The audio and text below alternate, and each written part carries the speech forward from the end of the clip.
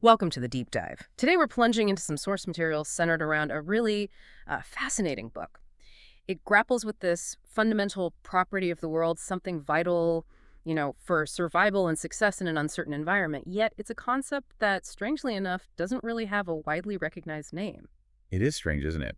What's truly striking, as the source makes clear, is how this concept, which is like deeply embedded in practical experience, in biology, and, well, in the very nature of surviving systems, has somehow remained largely outside of our formal scientific and philosophical discourse.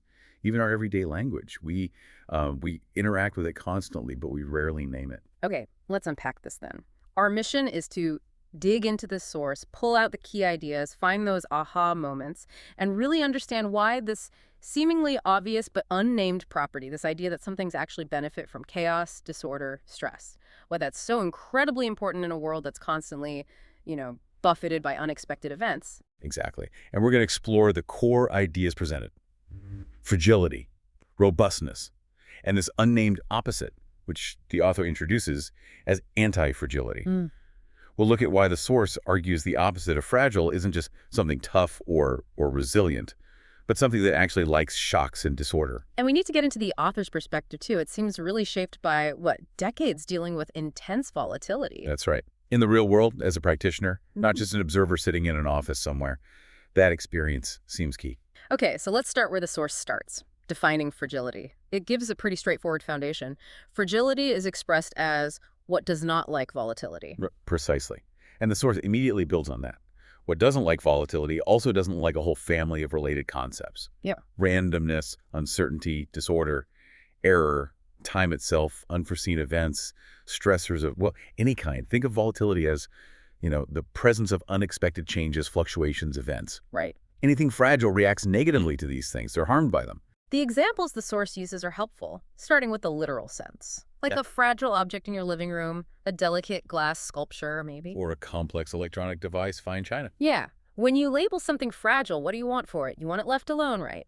Peace, quiet, order, predictability. You handle it carefully, you explicitly avoid anything that could shake it up. Absolutely. A fragile object would indeed not benefit from an earthquake or a sudden drop or... Yes, the source mentions a visit from a particularly hyperactive nephew. That works too. The material makes this very clear. Fragile objects need that label. They need calm, order, predictability. Right. Because any kind of stressor, any bit of disorder will cause them harm. They break down or deteriorate. Yeah, and the source connects us directly to everything that does not like volatility. Yeah. It extends the idea beyond just physical objects. It applies to harm, chaos, events, unforeseen consequences, and importantly, time. That list is quite extensive in the source, isn't it? Uncertainty, variability, imperfect knowledge, chance, chaos, volatility, disorder, entropy, time, the unknown, randomness, turmoil, stressors, error, dispersion of outcomes, and even what the source calls unknowledge. Wow. So fragile systems suffer under the weight of pretty much all of those. Which brings up that key question the source tackles. Yeah. Doesn't everyone naturally want to avoid harm, chaos, and disorder? Seems obvious, right? Isn't that what our systems, our beliefs, our strategies are designed for, to minimize or eliminate these things? Yes, but the source suggests that while that desire is very human, these elements cannot be removed entirely. They're not exceptions. They are inherent to the nature of things. The source groups this whole set, this category of unpredictable, potentially harmful elements, as the extended disorder family. The extended disorder family. And avoiding them entirely, it's an impossibility. They're intrinsic to operating in the real world. And this leads us straight to the opposite concept, the one missing a name, anti-fragility. The source says it flows directly from the definition of fragility. It's the inverse. If fragility is what doesn't like volatility and disorder, then anti-fragility is its mirror image. It's like it likes volatility. And it likes time, too. Yes. It has the opposite response. Instead of being harmed by the extended disorder family, it actually benefits from it. It gets stronger or better or gains something from stressors, errors, unforeseen events. Now, there's a technical link here. The source emphasizes nonlinearity. Absolutely crucial to understanding this. The source highlights that anything with a nonlinear response to randomness is either fragile or anti-fragile. Okay, unpack nonlinear response a bit. Well, a linear response means the effect is directly proportional to the cause. Volatility doubles, the effect doubles neatly. Got it. Straight line graph. Exactly. But a nonlinear response is different. It means a small increase in volatility can have a disproportionately large negative effect. That's fragility. Right. Or, critically, a small increase can lead to a disproportionately positive effect. And that's anti-fragility. Precisely. The source gives a non-math way to think about this too, right? Like bending glass? Yeah, that's a good analogy from the text. A fragile system reacts to stress, like thin glass. A little pressure, nothing. A bit more, still okay. But beyond a certain point, often unseen, it just shatters completely. Suddenly, disproportionately. That's the non-linear fragility. Exactly. The breakdown isn't gradual. It's catastrophic relative to that final bit of stress. Okay, so compare that to an anti-fragile system, like muscles. Right. Muscles reacting to lifting weights. Small stresses, moderate weights make your muscles stronger over time. They adapt, they grow. That's a non-linear positive response. Exactly. You don't get just twice as strong from lifting twice the weight. The response involves complex adaptation. But there's a limit, right? If you lift way too much. Then you might tear a muscle. Yeah. You become fragile at that extreme range. So the anti-fragility often exists within a certain range of stressors. Extreme stress can reveal fragility. So this non-linearity is key. It makes the fragile break big and the anti-fragile benefit big. That's the core idea. Okay, now here's where it gets, well, really interesting and a bit weird, according to the source. The strangest thing is that this seemingly obvious property fragile hates volatility, so its opposite must love it, has apparently been sitting completely outside the scientific and philosophical discourse. It's perplexing. Such a fundamental dynamic, yet seemingly overlooked in formal study. And the author's background plays a huge role here. Absolutely. His work was in that strange business of studying sensitivity to volatility. 2 decades as a trader, intensely focused on identifying things that loved or hated volatility. So his job was literally built around this dynamic. Yes, this strange specialty of profiting from uncertainty and understanding exposures. His professional life centered on it. He gives the example of options trading versus, say, a fixed deposit. Right. Options trading relies heavily on volatility. Meh. A fixed deposit, not volatile at all. The return is fixed up front. It doesn't care if the market swings wildly. It's exactly. Yeah. But an options value, directly tied to how much the underlying asset's price is expected to move. Low volatility, stable price. The option might be worthless. High volatility, price swinging all over. The option's value often increases significantly. And stock markets, shares, mutual funds, they're volatile too. Their value changes daily. You don't know the return up front. That constant fluctuation is their volatility. So this hands-on experience really shapes his definition and the book's core idea. Definitely. He wants to expand these ideas beyond finance. Take what he learned from trading about how things react to volatility and apply it to decision-making under uncertainty everywhere. Politics, medicine, economics, even dinner plans. Even dinner plans, yes. The principles, he argues, are universal for anything exposed to that extended disorder family. But again, the really surprising part is the missing name. The source argues so strongly that the exact opposite of fragile isn't just robust or resilient. Right. Robustness means staying the same, withstanding stress without changing much. Like a rock. Pretty much. Resilient means bouncing back to the original state after stress, like a rubber band. Okay. Neither of those benefit from the stress itself. They resist damage or recover. They don't use it to get stronger. He uses that great analogy about packages. Yes, the package labels. It really drives the point home. Have you ever seen a package stamped robust or resilient? No, never. Only fragile or handle with care. Exactly. But logically, if fragile means mishandling, harms it, Yeah. what would the label on the exact opposite package say? Not just unbreakable It would have to be something like, please mishandle. or handle carelessly. That's the logical opposite. And that package would contain stuff that doesn't just ignore stress, but actually benefits from shocks and trauma. Precisely. The fragile is best unharmed. The robust or resilient is at best unharmed. It neither gains nor loses significantly. It endures or bounces back. But the opposite of fragile is something that is, at worst, unharmed and, crucially, potentially benefits from the stress. It gets better when things get rough. And that's why he needed a new word, anti-fragile. Exactly. The source states there's simply no simple, uncompounded word in English dictionaries, or seemingly any other language he explored, for reverse fragility. The idea itself isn't part of our standard vocabulary. Not in our conscious framework. Yet, the source claims it's deeply part of our ancestral behavior, our biology, ubiquitous in surviving systems. We act on it, we embody it, but we don't have a formal label. The source suggests that experiment. Ask people for the antonym of fragile. And they'll say robust, unbreakable, sturdy, resilient. Words for things that resist damage. Almost never something that benefits from harm or gets stronger from stress. The word isn't there, and the concept isn't readily available as the logical opposite. And this isn't just everyday talk, right? It extends to academia, dictionaries. Yes, the source points out this conceptual blind spot is widespread. It even makes a mathematical argument. The opposite of positive isn't neutral, it's negative. So the opposite of positive fragility shouldn't be neutral robustness. It should be negative fragility. Anti-fragility is fragility with a negative sign. It's an active positive response, not just the absence of fragility. And this blind spot seems universal. No word for it in modern, ancient, colloquial slang. He mentions checking Russian, Brooklyn English. They all conflate it with robustness. It's like a fundamental property of systems our language just missed. Which leads to that really strong statement from the source. Half of life, the interesting half of life, we don't have a name for it. It suggests this isn't some marginal phenomenon. It's huge, vital, central to thriving. Yeah.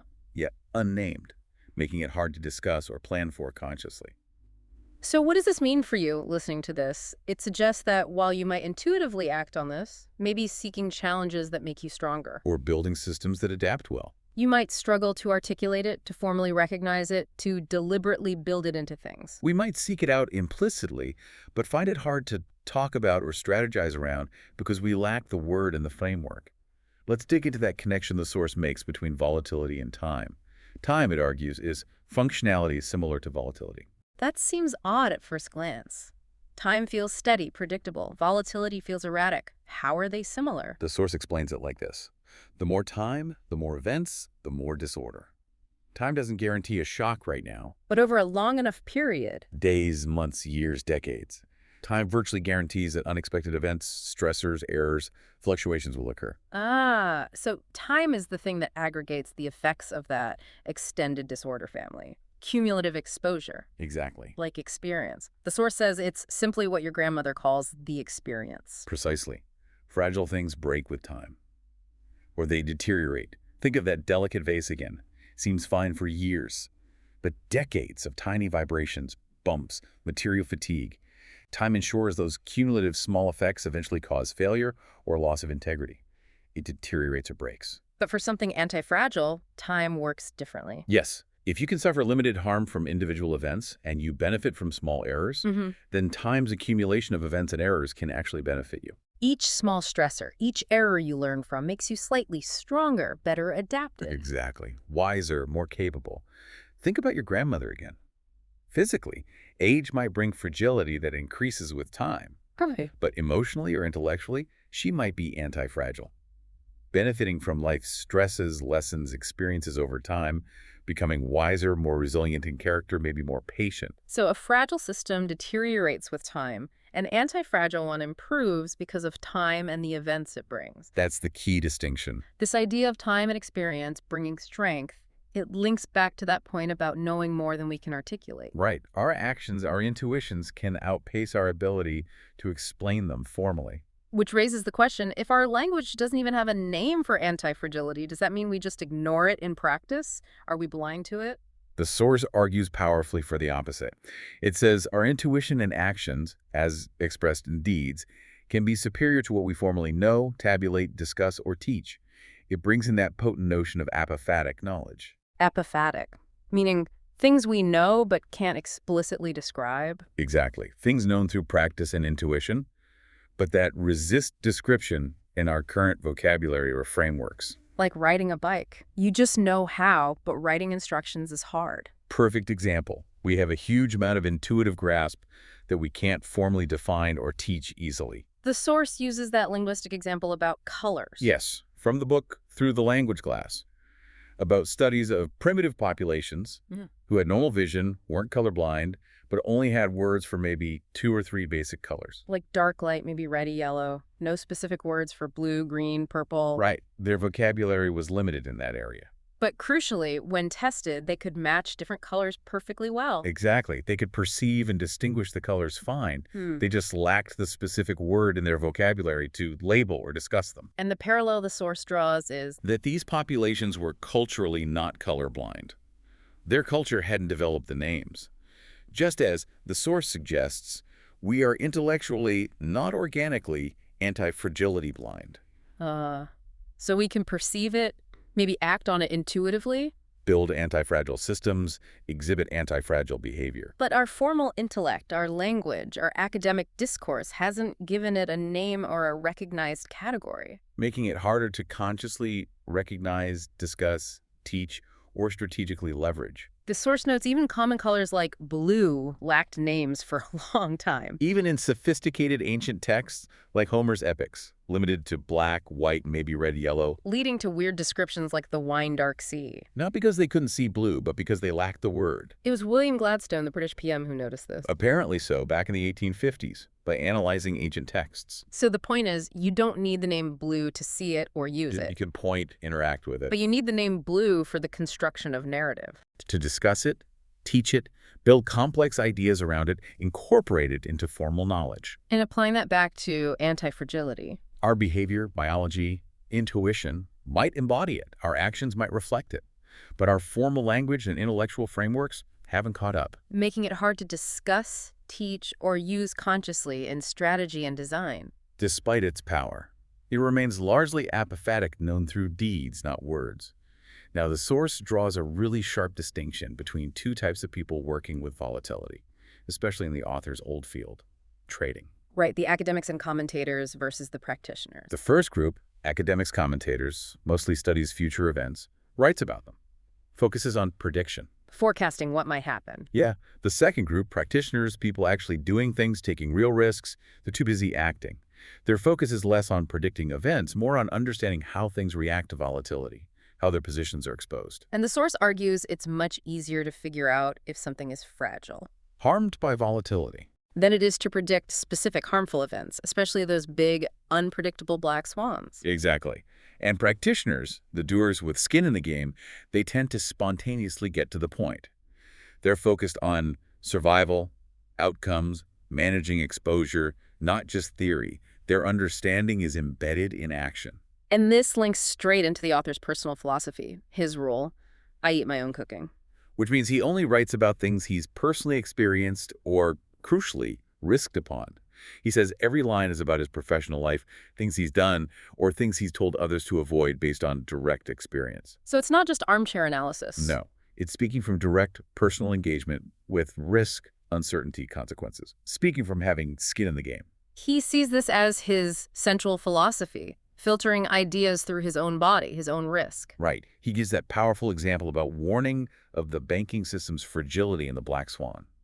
He wasn't just writing analysis, he was simultaneously betting heavily on its collapse with his own money. He felt it would have been unethical otherwise, especially if people ignored the warning and suffered while he just watched. His words were backed by substantial risk. So this personal filter, this rigorous experience, gives it a stamp of authenticity and sincerity. That's his view. He contrasts this sharply with just reading books to write something. For him, if a subject isn't interesting enough to explore independently, out of pure curiosity, before writing. He won't write about it. Exactly. It acts as a filter. It's also a defense against cherry-picking data. Yes. The kind you might see in observational studies where researchers find patterns in past data and build a narrative. Experience, he argues, is devoid of cherry-picking in that way. Reality presents its lessons without letting you pick only convenient data. He even says he feels corrupt and unethical looking things up while writing. It has to be knowledge that's already settled in, that comes from reality and has been tested by his own exposure. It's presented as a truer approach. Only ideas that sit on us for a long time, come from reality, are acceptable. Ideas, proven through real-world application, where the author bore personal exposure. The source brings in that philosophical term, prosaic commitment. Right. Beliefs that go beyond talk, where you're committed enough to take personal risk based on them. Actions and exposure are the true test of conviction. And he contrasts this with modernity, where he sees ethics has replaced with legal, And the law can be gamed with a good lawyer. suggesting a focus on manipulable rules has replaced deeper personal ethical commitment demonstrated through risk-bearing. And this is where his ethics and experience collide with that key concern, the transfer of fragility, Or the theft of anti-fragility. where people set things up so they get the upside from volatility, but others get stuck with the downside risk. Yes, arbitraging the system, he calls it, exploiting how risk falls within a system. Taking the potential gains while ensuring the losses, the fragility, fall on someone else. Clients, investors, taxpayers, future generations. He gives examples like a mutual fund manager not risking their own money. Right. They get a salary or bonus on gains. But if the fund tanks, the clients lose capital, the manager maybe just loses a job. Or someone in a big company focused only on their salary, not the business's long-term health. The source uses risk transfer there. The salaryman doesn't bear the systemic risk personally, it's transferred elsewhere. So speaking from this position of personal risk, he lays out some ethical rules. Rules he feels bound by. The first is stark. If you see fraud and do not say fraud, you are a fraud. No mincing words there. Silence equals complicity. Exactly. He slams writers who say one thing in private and another in print, calls it certifiably fake. He vows to call people or institutions fraudulent in print if that's his assessment based on actions and exposures, even without legal proof. It ties back to prosaic commitment, saying what you see, backed by your own skin in the game. The second ethical point is related. Be true. Call out bullshit a bullshit. If you see something wrong or nonsensical and don't call it out, You're complicit. You become a bullshit yourself. It's about integrity, congruence. he also talks about his relationship with academic methods. He accepts scientific process, like falsification. But only because he requires it from others. For empirical claims medicine, science, he wants peer review, rigor, fact-checking. Things that can be tested against reality. Yes. But for logical statements or math-based reasoning, they can and must stand on their own legs. Their validity is in the logic itself, not who says it or who reviewed it. Which is why he publishes those technical footnotes and appendices in academic outlets. Inviting people to falsify him, to find the flaws. Precisely. He welcomes the challenge because it strengthens knowledge. This exposure to scrutiny is part of why his work gets traction. And this rigorous, almost confrontational style contrasts sharply with his description of academia. Yeah, his experience transitioning from trading was not positive. He found the commercial world fun, thrilling, lively, and natural.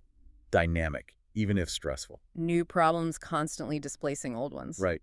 Academia, especially social science, he found professionalized as none of these. Rigid, less adaptable. He describes academics distrusting each other, living in petty obsession, envy, and icy cold hatred. Small slights becoming grudges fossilized over time. And envy almost never seen in business. Where success and failure are maybe more clear-cut. That's his argument. He felt it created a toxic environment. He concluded that money and transactions purify relationships, while grants and credit warp them, creating perpetual rivalry. In business, profit and loss provide a relatively clear filter. Survival is quantifiable. In academia, success can feel more subjective: grants, publications, reputation. Which, he argues, leads to more intense personal rivalries, jealousy, and untrustworthy noise. He found people in that academic environment nauseating, repulsive, and untrustworthy. Strong words. And he contrasts that with his experience in Levantine souks, small marketplaces. He sees those as places that bring out the best in people. Forgiving, honest, loving, trusting. As a Christian minority from the Near East, he saw small commerce as the only door to tolerance sometimes. It embodies anti-fragile tinkering. Mistakes are small, feedback is immediate, things are forgotten quickly. It allows low-stakes adaptation.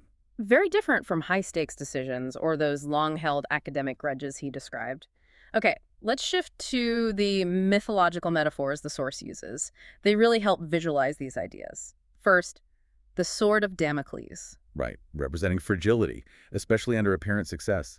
Damocles, the courtier, praises the tyrant Dionysius' luxurious life. So Dionysius lets him try the throne at a banquet, but hangs a sword over him by a single horsehair. Exactly. The hair eventually breaks.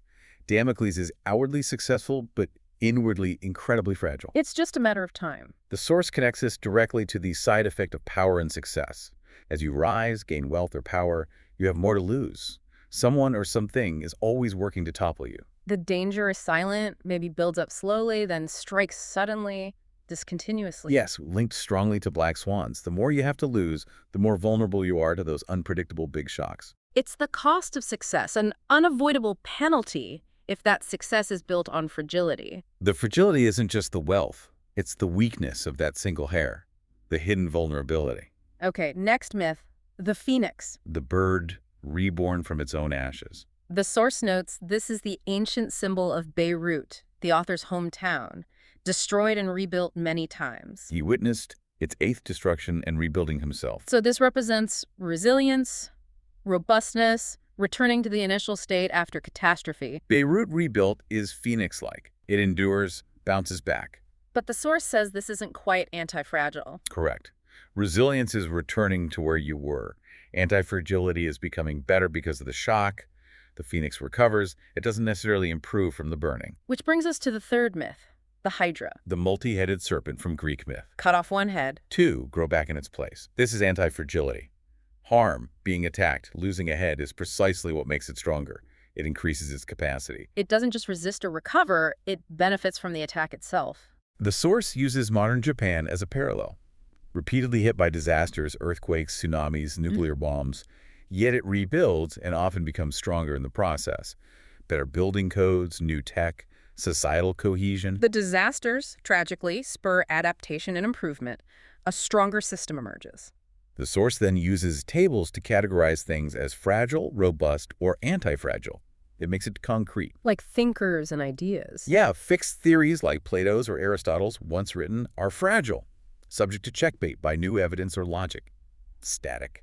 An anti-fragile philosophy would be adaptive. Exactly. It evolves, strengthens through challenge and debate, rather than being disproven. Social classes were interesting. Middle class, fragile. Susceptible to economic swings, wiping out stability. Minimum wage workers may be more robust, less to lose from systemic shocks. Relatively speaking. And old money aristocracy or bohemians, possibly anti-fragile. Gossip or scandals that might ruin others could, maybe, reinforce the aristocracy's status by highlighting indifference or give bohemians material, strengthening their nonconformist identity. It's provocative. Finance. Big banks, fragile. Due to leverage, complexity, vulnerable to systemic shocks. Star hedge funds may be robust, weathering downturns. And anti-fragile hedge funds are specifically designed to profit from volatility and chaos, making money when others lose. Reading methods. E-reader, fragile. Needs power, screen breaks, data loss. Physical book, robust. Drops, spills, still mostly works. And oral tradition, anti-fragile. Yes, because it's not fixed. It evolves, adapts, strengthens as it's retold, reinterpreted across generations. It benefits from interaction. Relationships, too. Marriage, potentially fragile. Complex dependencies, conditions change, can break, unless built on a robust anti-fragile foundation. And relationship with parents, often robust. Enduring fundamental ties. And friendship can be anti-fragile. Yes, often improved over time. Benefiting from shared challenges, honest disagreements, overcoming obstacles together. Deepens connection. Then the personal examples. The boxer. Physically robust, maybe even improves toughness from fighting. Beneficial stress in a range. But emotionally fragile. Oh, Breaks down if dumped. could be. Depends on the person, of course. And the grandmother again.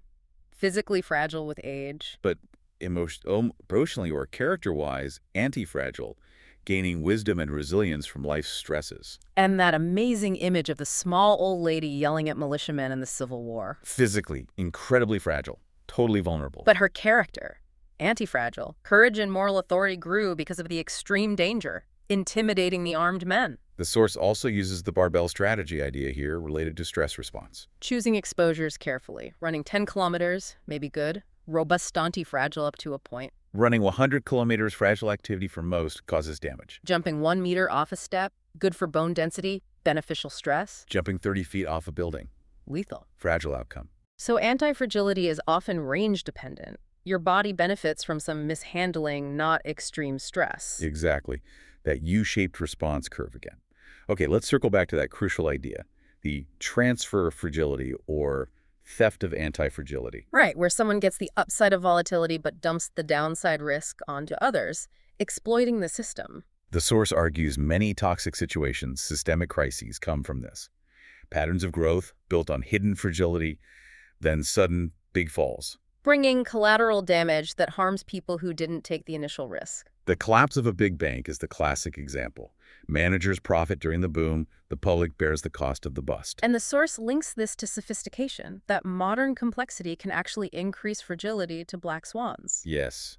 As systems get more complex, specialized, interconnected, they become increasingly vulnerable to sudden, cascading collapse from unexpected shocks. One part fails, and it ripples through the whole interdependent system. The source credits archaeologist Joseph Tainter with showing how increasing complexity led to the collapse of past societies, diminishing returns, and heightened fragility. So given all this inherent disorder, fragility from complexity, risk transfer, what's the The countermeasure? source argues you need more than just resilience to avoid that sort of Damocles. Yeah. You need a higher offsetting dose of robustness, or even better, a high dose of anti-fragility. You want to be the phoenix resilient and/or the hydra anti-fragile. Yes. Actively move away from fragility towards anti-fragility, not just aiming for robustness. The source contrasts fragile, like a vulnerable job, Right. robust, like stoicism, enduring hardship, and anti-fragile, enlightened on the necessity of embracing volatility.